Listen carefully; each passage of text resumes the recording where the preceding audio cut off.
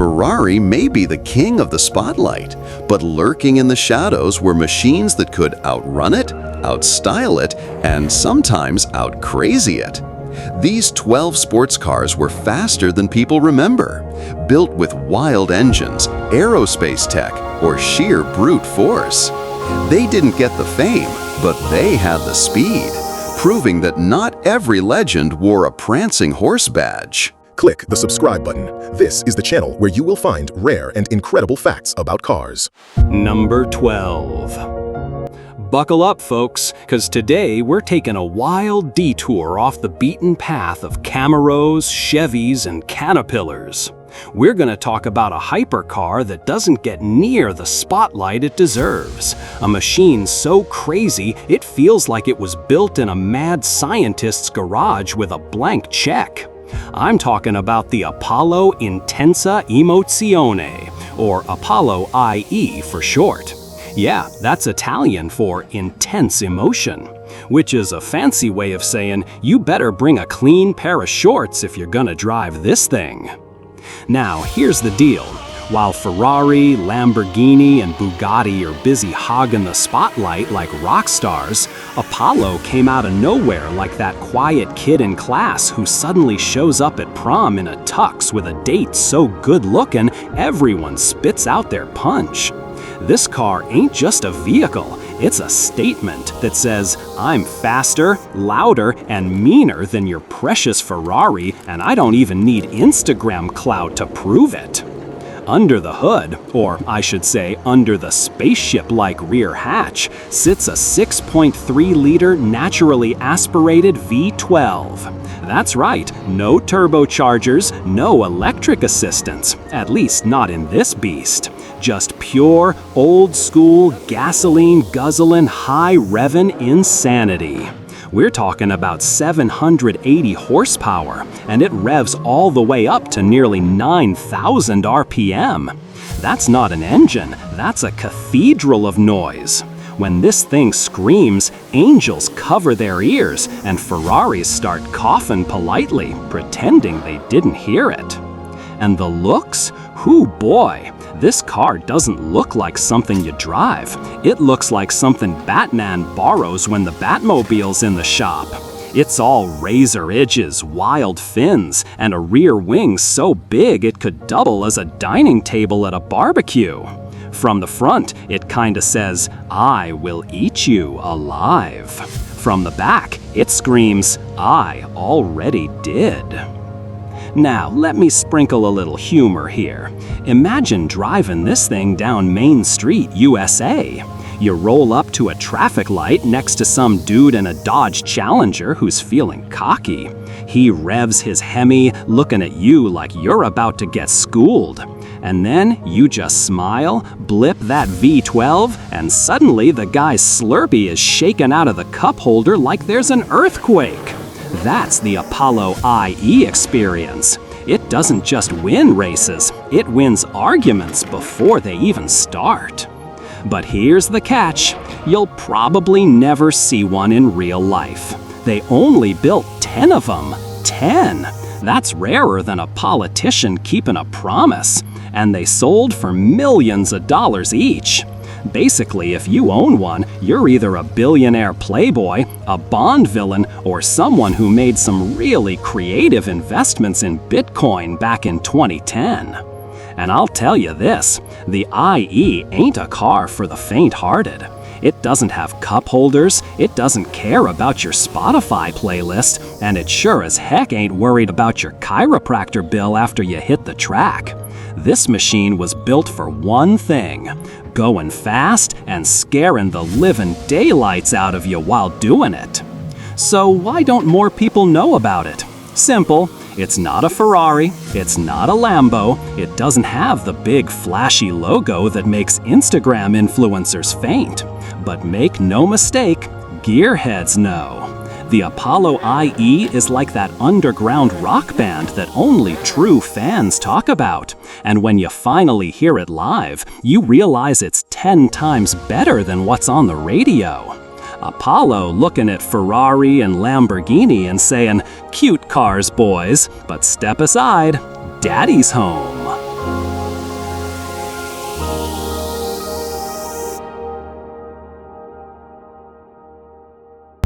Number 11.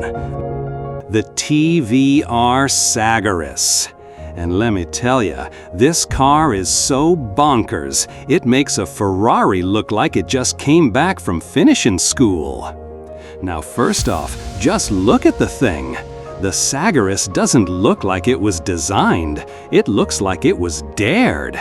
Like some engineer in Black Bowl said, "Hold my pint, I'm about to build a spaceship."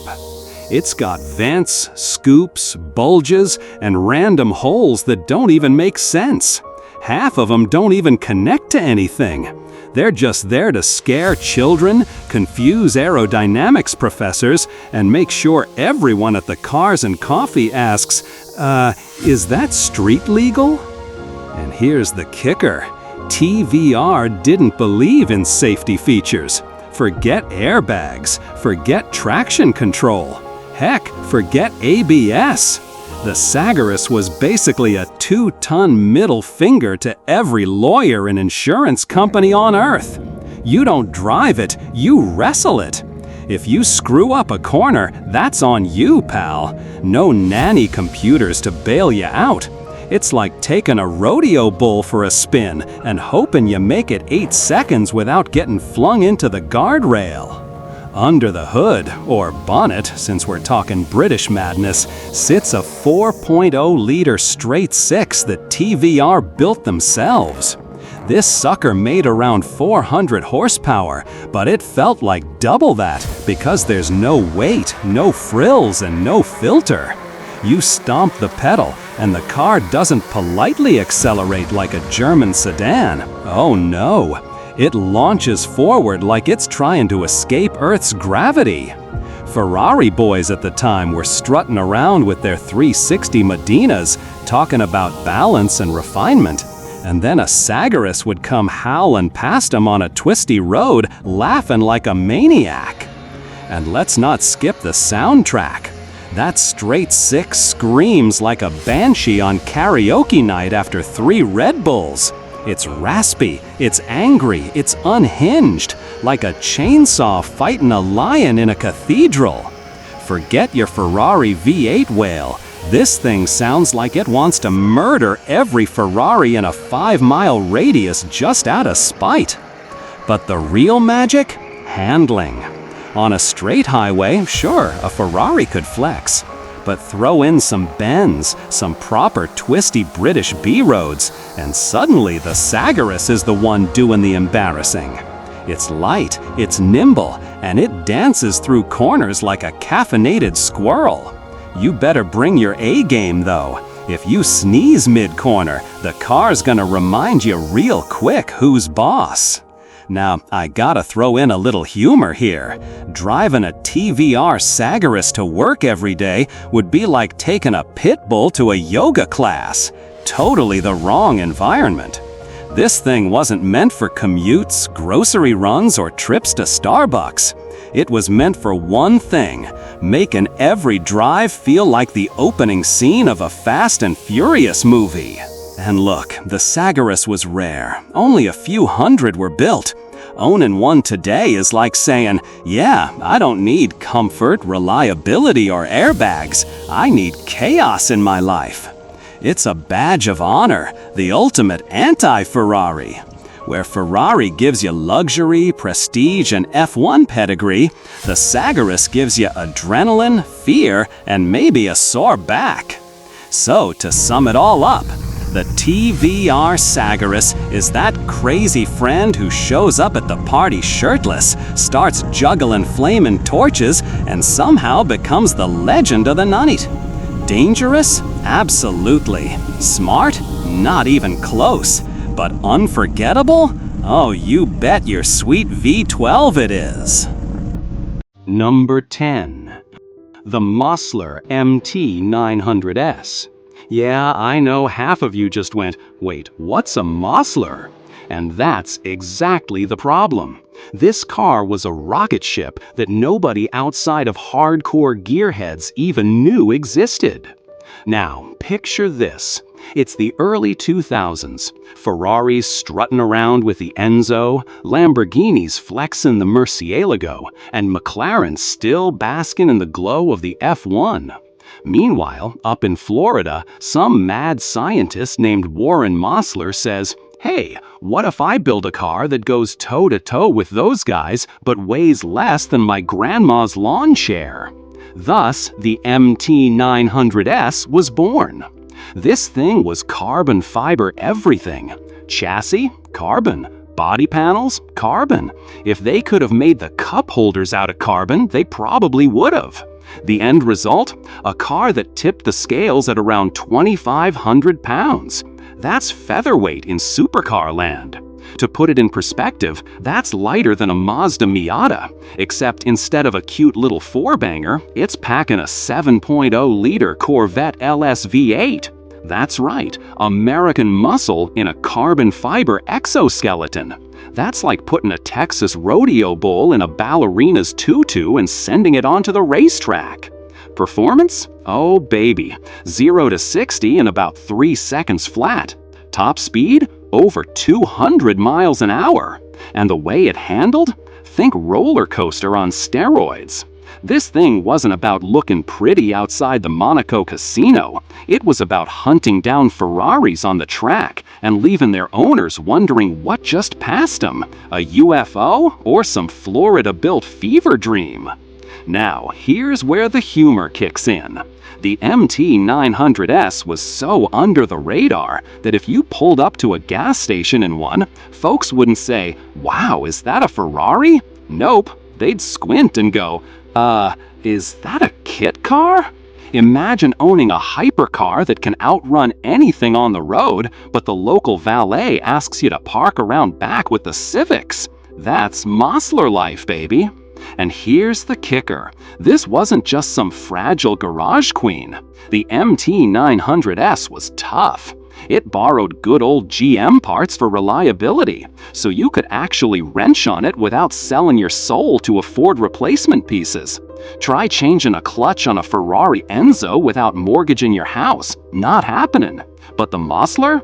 LS power means your local Chevy mechanic could probably tune it with a 6-pack of Bud Light and a torque wrench. But why didn't it take off? Well, here's the sad bit. Marketing. Marketing didn't have the glitz, the celebrity owners, the glossy posters. Ferrari had Schumacher, Lambo had movie cameos, McLaren had F1 history. Mosler had, Florida. Let's be real, not the sexiest brand ambassador. Still, among track rats and hardcore gearheads, the MT900S was a legend. It showed that America could build a hypercar that wasn't about gold chains, straight-line drag races, or giant chrome wheels. This was a scalpel, precise, fast, lightweight, and about as subtle as a firecracker in a church pew. So to wrap it up, the Mosler MT900S is like that underground band your buddy keeps bragging about. You roll your eyes until you hear them play, and then suddenly you're like, dang, these guys are better than half the stuff on the radio. The only difference is, in this case, the band can do 200 miles an hour and smoke a Ferrari before the chorus hits. Number 9. The Noble M600. And let me tell you, this car is like that one quiet kid in class who never says a word, then gets on stage at the talent show and shreds the guitar like Eddie Van Halen. You didn't see it coming, but suddenly you're thinking, why is this guy not famous? So here's the deal. The Noble M600 hit the scene in the early 2010s, an era when Ferrari was flexing with the 458 Italia, McLaren was showing off its MP412C, and Lambo was busy scaring the neighbors with the Aventure. Meanwhile, Noble, a little boutique company in the UK, rolled up with this carbon-bodied twin-turbo V8 rocket ship. And not just any V8, a Yamaha-tuned Volvo V8. Yeah, you heard that right. The same Swedish company that makes safe family wagons also had an engine that, when juiced with turbos and a little British lunacy, pumped out 650 horsepower. That's like Clark Kent ripping open the shirt to reveal Superman, except instead of saving Lois Lane, he's melting your face off at 200 miles per hour. Now let's talk performance. The M600 would do 0 to 60 in 3 seconds and top out around 225 miles per hour. That's faster than most Ferraris, quicker than most Lambos, and meaner than a hornet in a beer can. But here's the twist. Unlike the electronic nanny-filled supercars of the time, the noble M600 gave you nothing. No traction control, no stability control, no comfort mode. Nope, just you, 650 horses, 3 pedals, and a steering wheel. That's it. You mess up, you're in the weeds. It was raw, savage, and totally old school. Driving one was like wrestling a wild bull. The Ferrari 458 was smooth and refined, a little like sipping wine in Monaco. The M600? More like chugging whiskey in a biker bar while playing darts with your eyes closed. But man, if you had the guts, it rewarded you with pure, unfiltered speed. This was a driver's car in the truest sense. No gimmicks, no filters, just adrenaline straight into your bloodstream. Now here's the funny part. Nobody ever saw one. Noble didn't have billboards, didn't have F1 drivers hyping them up, and sure as heck didn't have music video cameos. You weren't spotting an M600 outside the Bellagio in Vegas. Nope. You'd only ever see one if some eccentric millionaire in leather driving gloves decided to actually pull it out of the garage. That made the M600 kinda like Bigfoot. Everybody talked about it, but hardly anybody actually laid eyes on one. And let's not forget, this wasn't some gadget-heavy spaceship. The interior was almost Spartan compared to the Italians. Forget touchscreens, forget massaging seats, forget cup holders the size of Texas. You got leather, a gear shifter, and gauges. That's it. Why? Because Noble figured if you're doing 200 miles per hour, you don't need a latte. You need to focus on not dying. So why do I love this thing? Because the Noble M600 was a middle finger to the overcomplicated, overpolished supercars of its time. It said, hey, you want the full experience? Fine, but you better be ready to earn it. It was brutal, it was beautiful, and it was British engineering at its most rebellious. To wrap it up, the Noble M600 is that underground prizefighter who never went mainstream. Ferrari and Lambo got the fame, the flash, the Instagram likes, but Noble, they built a car that could outrun them all, and then disappeared into legend. And that's kind of poetic, isn't it? Like James Bond if he ditched the tux and drove a rocket-powered Volvo in disguise. Number 8. The Bizzarini 5300 GT Strada. And trust me, this isn't just a car. It's basically an Italian mic drop with a V8 soundtrack. So here's the backstory. Giotto Bizzarini was a hotshot engineer at Ferrari back in the day. He helped shape icons like the 250 GTO. Yeah, that car that sells for enough money to buy a small country. But like any good Italian drama, things went south. Enzo Ferrari, being the iron-fisted boss he was, clashed with his engineers, and in 1961, a bunch of them walked out in protest. That little exodus was called the Palace Revolt. And Bizzarini? Oh, he wasn't just mad, he was motivated. He basically said, "Fine, Enzo, you keep your prancing horse. I'm gonna build something lighter, faster, and meaner, and then I'm gonna lap you with it. And out of that fire came the 5300 GT Strada. Now, let's break this beast down. Unlike Ferrari, who liked to keep it all Italian under the hood, Bizzarrini looked across the Atlantic and said, "Hey, America's got these small block Chevy V8s lying around, and they're cheap, reliable, and make stupid amounts of power. I'll take one of those." So he stuffed a 5.3-liter Chevy V8 into his Italian frame. Imagine putting a cowboy in Gucci loafers. It sounds wrong, but somehow it works. The result? Around 365 horsepower in a car that weighed barely over 2,700 pounds. For context, Ferraris of the time were a little heavier, a little fussier, and definitely more expensive to maintain. The 5300 GT Strada was like Ferrari's cool cousin who skipped opera night to shotgun beers behind the Colosseum. Styling-wise, this thing was gorgeous, all low-slung curves and aerodynamic trickery. But it wasn't just about looks.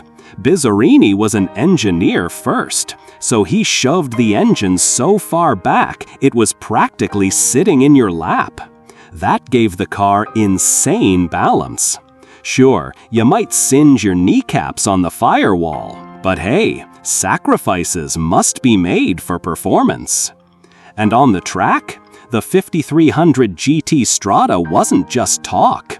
It could hit 174 miles per hour, blistering for the 1960s, and it was known for embarrassing Ferraris in competition. Imagine quitting your job at Starbucks, starting your own coffee cart, and then outselling Starbucks at their own headquarters. That's the kind of petty, delicious revenge we're talking about. But here's the kicker. Hardly anyone bought one. The Strada was too wild, too niche, and Bizzarrini wasn't exactly a marketing genius. He could out-engineer Ferrari, sure, but he couldn't out-hustle Enzo when it came to building a global empire. So the 5300 GT ended up as this rare, underappreciated legend, the kind of car gearheads whisper about in the back corners of auto shows. Today, spotting a Bizzarrini 5300 GT Strada is like spotting a unicorn at a truck stop. It exists, it's magical, and you probably won't see another one in your lifetime. But for those who know the story, it's more than just a car. It's a middle finger wrapped in Italian sheet metal, powered by good old American V8 thunder. So let's put it this way. Ferrari might have won the fame war, but Bizzarrini? He won the style points for ultimate revenge. Because nothing, and I mean nothing, screams, "I told you so," quite like beating your old boss with his own playbook, only with more horsepower and better handling.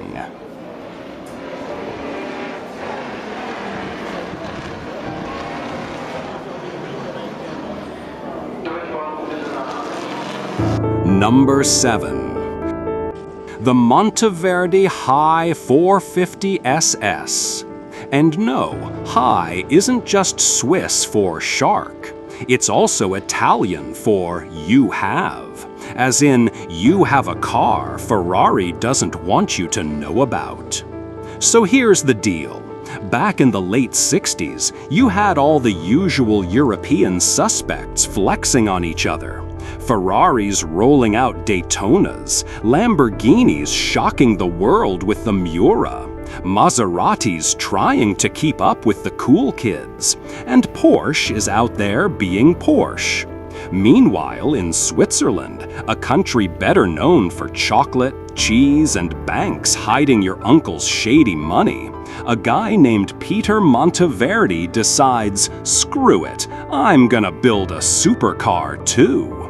And this wasn't some backyard project. Monteverdi had already made a name importing and tuning cars, and he had the bankroll to dream big.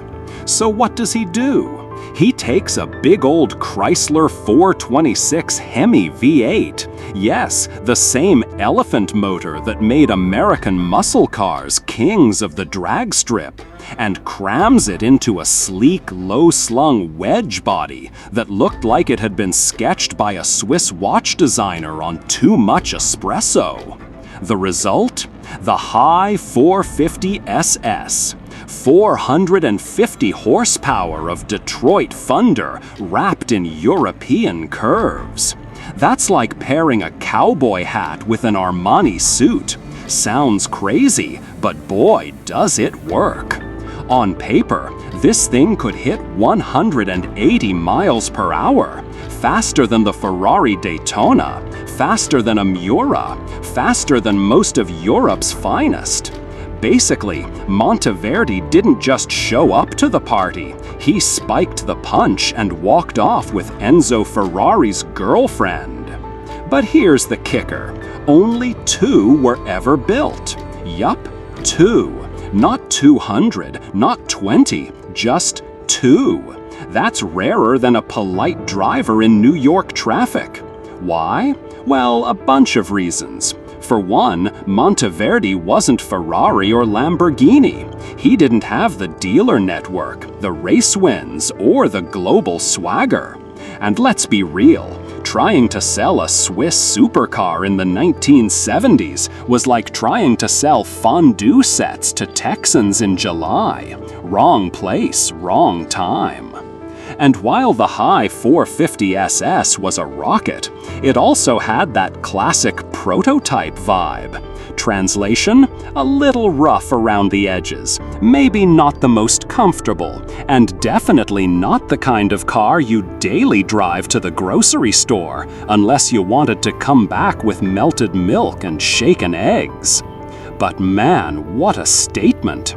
This was Switzerland proving it could do more than make precision clocks and yodel. Monteverdi basically told the world, hey, we've got horsepower too, and we'll put a Hemi in it just to prove it. Today, spotting one of the 2 surviving Monteverdi high 450 SS is like finding a needle in a Swiss haystack. Collectors drool over them because not only are they fast and gorgeous, they're also dripping with what could have been energy. If Monteverdi had built more, maybe we'd talk about them in the same breath as Lamborghini and Ferrari. Instead, they're a hidden gem, the kind of car only hardcore gearheads know, but when you bring it up, everyone nods in respect.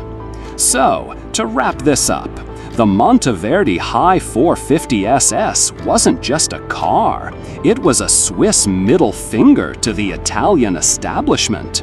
It showed that with the right mix of American grunt and European style, even a tiny outfit from Basel could scare the big boys. 2 built, both legends, and faster than a Ferrari Daytona. That, my friends, is how you leave your mark. Number 6. The Bristol Fighter. Yeah, Bristol, as in the old-school car company that built quirky, expensive rides for retired RAF pilots and rich eccentrics who thought Jaguars were a bit too common. Now picture this. It's the early 2000s. The supercar world is lit.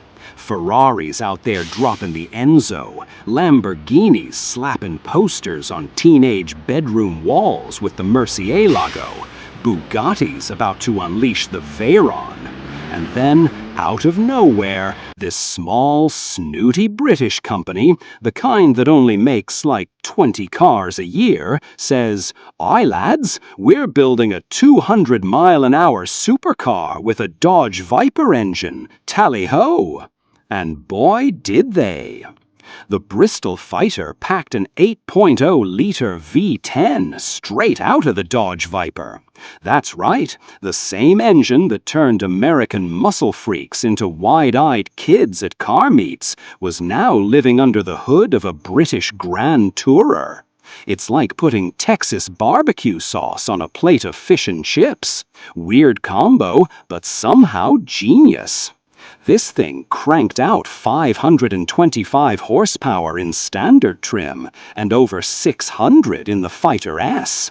And Bristol even claimed, get this, that the car could hit 210 miles an hour, maybe even more.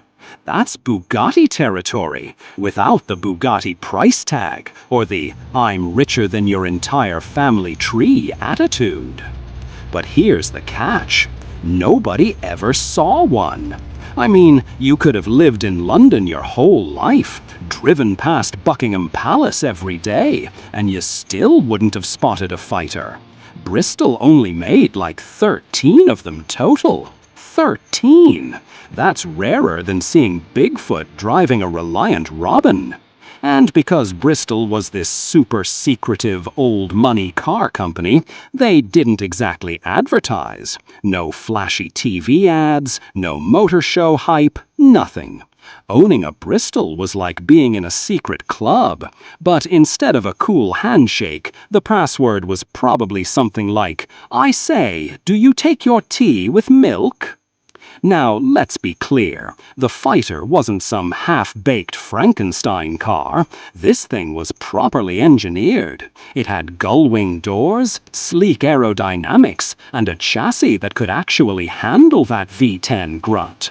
Unlike a lot of boutique supercars, the Fighter wasn't just smoke and mirrors. It could walk the walk, not just talk the talk. But because it came from Bristol, a brand that refused to join the 21st century, it was doomed to be forgotten. See, Bristol was like that eccentric uncle who wears tweed jackets in July, refuses to own a cell phone, and only writes letters with a fountain pen. They built cars the way they wanted, sold them to whoever they felt like, and didn't care if the rest of the world noticed. Which is kinda badass, honestly. But it also meant that by the time the Fighter came out, nobody under the age of 60 even knew Bristol existed.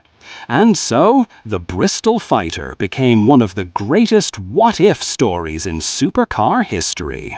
What if Bristol had actually marketed the thing? What if they'd built 200 instead of 13? What if they'd updated it with modern tech? We'll never know, because the company folded not long after, leaving the Fighter as their last great mic drop. Today, if you see one at an auction, you better take a picture, because you might never see another again. It's the car equivalent of a unicorn wearing aviator goggles and quoting Winston Churchill. A proper British oddball, powered by American muscle, that could have run with the Ferraris and Lambos of its time, if only anyone had known it existed. So yeah, the Bristol Fighter may not have been famous, but it's still legendary in its own weird hush-hush way. A 200-mile secret weapon from a company that never played by the rules. And honestly, that's kinda punk rock for a brand that smelled like leather armchairs and pipe smoke. Number 5. All right, buckle up, because we're about to dive into one of the most badass culture clash muscle machines ever bolted together. The Di Tommaso Pantera GT5S. Now, let's set the stage. It's the 1980s. Hair was big, jeans were tight, and cars were either cocaine-white Testarossas or rumbling V8 monsters that drank gas like frat boys at a kegger. And right in the middle of that madness came the Pantera GT5S, a car that basically said, why not have both? See, the Pantera wasn't just Italian flair or American grunt. It was a marriage made in horsepower heaven. Underneath that exotic wedge-shaped body, you didn't find some delicate little prancing horse V12 that needed to be babied with oil changes every 500 miles. Nope, you found a big old Ford 351 Cleveland V8, a true blue-collar brawler stuffed into a tuxedo. This sucker put out over 350 horses stock, and with a little hot rodding, which every American owner definitely did, you could crank it up to scary levels real quick. And the looks? Brother, the GT5S looked like it just stepped off the set of Mad Max with a six-pack and a bad attitude. Wide-body flares, fat tires, a front chin spoiler sharp enough to slice bread. This thing didn't just sit in a parking lot, it flexed. Ferrari owners hated pulling up next to one because suddenly their classy Italian stallion looked like it skipped leg day. Now, the coolest part about the Pantera was how accessible it was compared to the Ferraris and Lambos of the time. Don't get me wrong, it wasn't cheap. But instead of dropping a king's ransom at Maranello, you could waltz into a Lincoln Mercury dealership in the US and order yourself one. Imagine walking in for a town car and walking out with an Italian-American supercar hybrid that could outrun your neighbor's 308 GTS. That's like showing up to a barbecue in a leather jacket while everyone else is wearing polo shirts. Instant legend status. But of course, the Pantera wasn't perfect. Italian build quality in the 80s was about as reliable as a politician's campaign promise. Doors sometimes didn't line up, the electrical system was sketchier than a Vegas blackjack dealer, and the ergonomics, let's just say if you were over 6 feet tall, you basically drove with your knees in your chest. Oh, and in the summer, forget it, the cabin was hotter than Satan's armpit. But did owners care? Heck no, because the moment you fired that Cleveland V8, all sins were forgiven. That sound, that deep, thunderous growl, wasn't just noise, it was therapy. It reminded you that you weren't driving some fragile piece of Italian jewelry, you were piloting a street brawler in a designer suit. And here's the thing, the GT5S was the ultimate evolution of the Pantera. Wider, meaner, with upgraded brakes and suspension so you could actually keep all that power pointed in the right direction. It was Di Tommaso saying, yeah, we see your Ferrari Testarossa and your Lamborghini Countach, but check this out. We've got Detroit iron and we're not afraid to use it. The Pantera GT5S was raw, unfiltered, and unapologetic. It didn't whisper sophistication, it shouted, "Get out of my way!" It was the kind of car that made Ferrari sweat at stoplights, because deep down, the Italian exotics knew, if it came down to a drag race, that Pantera was gonna eat 'em alive. So, what do we call it? A muscle car? A supercar? A GT? Truth is, it was all of them rolled into one. It was the ultimate love child of Italy's passion and America's horsepower obsession. And like all wild things from the 80s, it wasn't around forever. But man, while it lasted, it was pure rock and roll on wheels. Number 4. The weird and the flat-out "who thought this was a good idea" world of the Cizeta Marauder V16T. Yeah, that's right. Not V12, not V10, not even a W whatever Volkswagen cooked up later. This bad boy said, nah, 12 cylinders ain't enough. Let's go full crazy and bolt 16 together. Now here's the scene. It's the late 80s. Italy is cranking out supercars like espresso shots. Ferrari's got its Testarossa with those wild cheese grater side strakes. Lamborghini's Diablo is about to pop off. And even Bugatti is dusting off its name for a comeback. Meanwhile, this Italian engineer named Claudio Zampoli and disco legend Giorgio Moroder, yes, the father of disco, the guy who gave us Donna Summer and synth beats, decide to team up and build a supercar. Already, you know this is gonna be insane. It's like if Daft Punk and Elon Musk opened a car company together. The result? The Suzetta Marauder V16T, a car so bonkers that even Italians were like, "Mamma mia, what the hell is this?" First, the engine. We're talking a 6.0-liter V16, and not just two V8s bolted together in some Frankenstein way. Nope, this was a legit, purpose-built 16-cylinder monster. It cranked out 540 horsepower at a time when Ferrari's V12s were barely pushing 390. That's like bringing a bazooka to a knife fight. And the T in its name? It stood for transverse, because the Mad Lads mounted the V16 sideways behind the driver.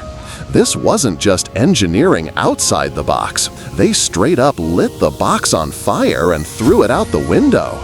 And let's not skip the looks. Designed by Marcello Gandini, the dude behind the Lamborghini Countach and Diablo, the Suzetta looked like a Countach on steroids.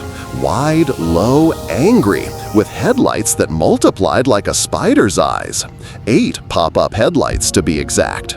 Because apparently 4 wasn't enough, and subtlety was left crying in a corner. Now here's where the humor kicks in. Imagine trying to service this thing. 16 cylinders packed sideways behind the seats? Even the bravest Italian mechanics probably looked at it and said, no grazie. And good luck finding parts. If you needed a spark plug change, you might as well take out a second mortgage and start praying to Enzo Ferrari's ghost. But when it worked, oh mamma mia! The V16T could hit 200 miles per hour, back when that was still jaw-dropping. It roared like a mechanical opera, a mix of thunder, chainsaws, and pure insanity. It made Ferraris of the time look like go-karts. So why isn't it world famous? Well, here's the kicker. Only about a dozen were ever built. The price tag was astronomical, the company had the marketing sense of a brick, and Giorgio Moroder bailed on the project after the first prototype. Yup, the Disco King ghosted the car company that bore his name. After that, it was just Suzetta, limping along, hand-building cars for oil sheiks and eccentric millionaires. In the end, the Suzetta Marauder V16T became the ultimate definition of a unicorn supercar. Wild idea, insane performance, but way too crazy to survive. Today, spotting one in the wild is rarer than spotting Elvis at a Waffle House. And if you do, you'll probably hear it before you see it. A 16-cylinder scream, echoing like Zeus himself just cleared his throat. So yeah, the Suzetta Marauder was proof that sometimes too much of a good thing is just awesome, but also completely impractical. It was bold, brash, disco-fueled Italian madness on 4 wheels. And honestly, the world's a little more fun just knowing it existed. Number 3. The Isogrifo A3C. Yeah, I know, half the world never even heard of it, but trust me, this thing was like James Bond if he benched 300 pounds and drank bourbon instead of martinis. Now, picture this, 1960s Italy. You've got Ferrari strutting around like the prom king, Lamborghini showing up with the Miura looking like the hot new kid on the block, and Maserati just sipping espresso in the corner. Into this soap opera walks Renzo Rivolta, the guy behind the Isetta bubble car. You know, that dinky little door in the front clown shoe BMW used to sell? And Rivolta says, enough of these toy cars. I want something that makes Enzo Ferrari sweat through his tailored suits. So he partners up with none other than Giotto Bizzarini. Yeah, that Bizzarini, the ex-Ferrari engineer who had a beef with Enzo and left Maranello like a rock star storming off stage. Together, they cooked up the Isogrifo A3C, part Italian style icon, part Detroit muscle car, or in American slang, a Ferrari in a tuxedo with a shotgun tucked under the jacket. Now, under the hood, or more like under that hand-hammered aluminum nose, they shoved in a Chevy small block V8. That's right, American muscle baby. While Ferrari was polishing carburetors and talking about finesse, ISO just said, heck with it, let's drop a Corvette engine in this sucker and let it eat. And boy did it eat. We're talking over 400 horsepower in the mid-1960s. That's like putting a rocket booster on a Vespa. The thing could do 170 miles an hour back when most family sedans cried uncle at 80. And let's talk styling. The A3C was penned by Giorgetto Giugiaro and bodied by Drogo's Carrozzeria sports cars. Try saying that 3 times fast. Long nose, fast back rear, curves in all the right places. It looked like it was moving 100 miles an hour just sitting in the driveway. You roll up in this thing in 1965, and every Ferrari owner in town suddenly had engine trouble and couldn't make it to the meet. Now here's the funny part. Despite being gorgeous, fast, and mean as all get out, the A3C was about as rare as a unicorn with a driver's license. They only made like 22 of these suckers. That's it. 22. Which means if you see one today, you've basically stumbled upon the automotive equivalent of buried pirate treasure. Except instead of gold doubloons, it's got side pipes and a rumbling Chevy heart. But why didn't it take over the world? Well, 2 words: Italian drama. Iso and Bizzarini butted heads like 2 bulls in a china shop. Next thing you know, Bizzarini peels off to start his own company, Iso keeps doing their thing, and the A3C is left standing there like the kid stuck in the middle of a messy divorce. Still, the Iso Grifo A3C made its point loud and clear. You don't need a finicky V12 to scare Ferrari. Sometimes all it takes is some Italian style and good old American iron. Or as we say in the States, if it ain't broke, slap a Chevy in it. So let's give the A3C its due. It was stylish enough to make Enzo Ferrari spit out his espresso, fast enough to blow the doors off almost anything in its day, and rare enough that spotting one today is like seeing Bigfoot driving a Cadillac. It was raw, loud, and unapologetically cool. And if I had one, oh, you'd better believe I'd be showing up to every car meet, leaning on the fender with shades on, saying, "Ferrari? Cute. Want a race?"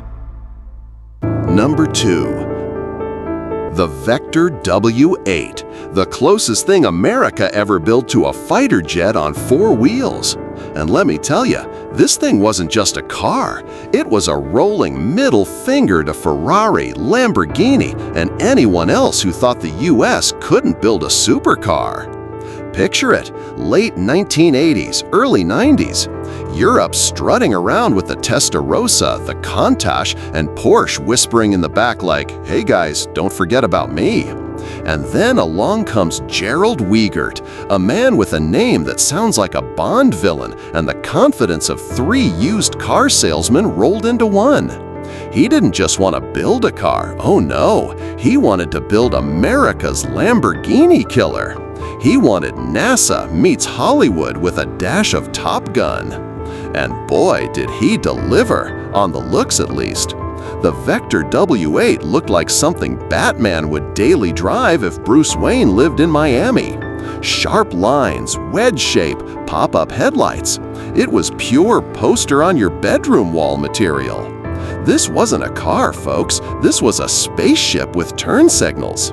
You parked it outside a nightclub, and suddenly every Ferrari Testarossa in the lot looked like last week's leftovers. Now let's talk numbers. Under the hood, or let's be real, under the airstrip, sat a 6.0-liter twin-turbocharged V8 pushing out around 625 horsepower. Keep in mind, this was the early 90s when Ferrari was still patting itself on the back for the 512 TR with its measly 428 horses. The Vector was like, 428? Cute, hold my Budweiser. It could hit 60 in about 3.8 seconds and had a claimed top speed north of 220 miles per hour. That was Bugatti-level bragging before Bugatti even got its groove back. And the interior? Oh man, the cockpit. Forget leather and wood trim. The W8 looked like it was borrowed from the space shuttle. Digital screens, buttons everywhere, toggle switches like you were launching Apollo 13. Wiegert basically said, why settle for a car when you could feel like Maverick flipping the afterburner switch on the highway? But here's where things get funny. The Vector W8 was so ambitious it tripped over its own shoelaces. It cost nearly $500,000 back in the day. That's mansion money, and only 19 of them were ever built. Why? Because despite all the hype, production was slower than rush hour traffic in LA. And let's just say Gerald Wiegert wasn't exactly the Henry Ford of supercars. He was more like the P.T. Barnum. Big promises, wild marketing, and a lot of folks wondering, wait, is this thing actually gonna work? Still, the ones that made it to the road? Absolute legends. Loud, brutal, and unapologetically American. It didn't sip fuel, it guzzled it like a frat boy on spring break. It didn't whisper refinement, it screamed horsepower. And if something broke, well, good luck finding a Vector mechanic at your local Jiffy Lube. But you know what? That's exactly what makes the Vector W8 so dang lovable.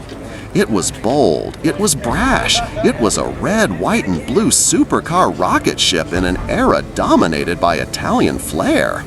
It was the automotive equivalent of someone showing up to a black tie gala wearing a leather jacket and mirrored aviators. So let's give Gerald Wiegert and his crazy Vector W8 a standing ovation. Sure, it was rare, expensive, and sometimes more fantasy than reality. But it proved something important. When America puts its mind to it, even Ferrari has to sweat a little. And if you ever see one in the wild today, do yourself a favor, take a picture, because you're looking at the closest thing to a fighter jet with license plates that the 1990s ever gave us. Number 1. The Jaguar XJ220. And no, we're not talking about your grandma's classy Jaguar sedan with walnut trim and a leather-smelling interior. Oh no, this sucker was a big game hunter, the kind of car that made Ferrari choke on its own spaghetti back in the early 90s. So let's set the stage. It's 1992, neon's in, mullets are clinging to life, and Jaguar, known for making posh rides that scream golf club membership, decides to drop a nuclear bomb on the supercar world. They roll out the XJ220, a machine that looked like it had been carved by wind tunnels and cocaine-fueled designers who watched Top Gun one too many times. Long, wide, low, and smoother than butter sliding off a hot pancake. Now, here's the kicker. The name XJ220 wasn't some random alphabet soup. The 220 was Jaguar straight up flexing, saying, yeah, we built this thing to go 220 miles per hour. What, you mad, Enzo? And dang it, they almost did. The official top speed? 217 miles per hour. That's right, folks. In the early 90s, this British bruiser was the fastest production car on the planet. It didn't just beat Ferrari, it lapped them, threw the Union Jack on the finish line and said, tea time, chaps. But here's where the story gets juicy. The engine. Originally, Jaguar promised this V12 masterpiece with all-wheel drive, the kind of setup that makes gearheads faint. But when it came time to actually build the thing, they said, never mind, and slapped in a 3.5-liter twin-turbocharged V6. That's right, a V6. Cue the angry mob of wealthy buyers clutching their deposit slips like pitchforks. Folks who thought they were getting a fire-breathing V12 monster suddenly got a car with fewer cylinders than their wife's minivan. But you know what? That little V6 turned out to be a psycho rocket. Pumping out around 542 horsepower, it could blast this big cat from 0 to 60 in 3.6 seconds. And back then, that was like warp speed. Ferrari's F40? Slower. Porsche's 959? Slower. The XJ220 was like, nice try, boys, but the crown belongs to Coventry. Now, don't get it twisted. The XJ220 wasn't exactly easy living. This car was longer than a New York stretch limo and wider than most parking spaces. Driving one through city traffic was like trying to parallel park a cruise ship. And the interior? Classic British quirk. You paid supercar money, but still got switches and knobs that looked like they came from a 90s Ford rental car. Imagine dropping $500,000 and realizing your climate controls are basically from a Fiesta. Still, the XJ220 was a once-in-a-lifetime machine. It had presence. Pull up to a club in this thing in 1993 and every Testarossa, Diablo, and Countach instantly looked like last year's prom suit. This wasn't just speed, it was swagger on wheels. And yeah, Jaguar only built 281 of them, because at that price tag, around $650,000 back then, roughly a gazillion today, only the boldest ballers could afford one. And when some buyers sued Jaguar for the whole "we promised you a V12" fiasco, Jaguar basically shrugged and said, "Cry harder, you still own the world's fastest car." So let's call it like it is. The Jaguar XJ220 was a diva, a monster, and a legend all rolled into one sleek package. It proved the Brits could swing harder than Ferrari when they wanted to, even if it meant ruffling some feathers along the way. Bottom line, the XJ220 wasn't just a car, it was a rolling British mic drop.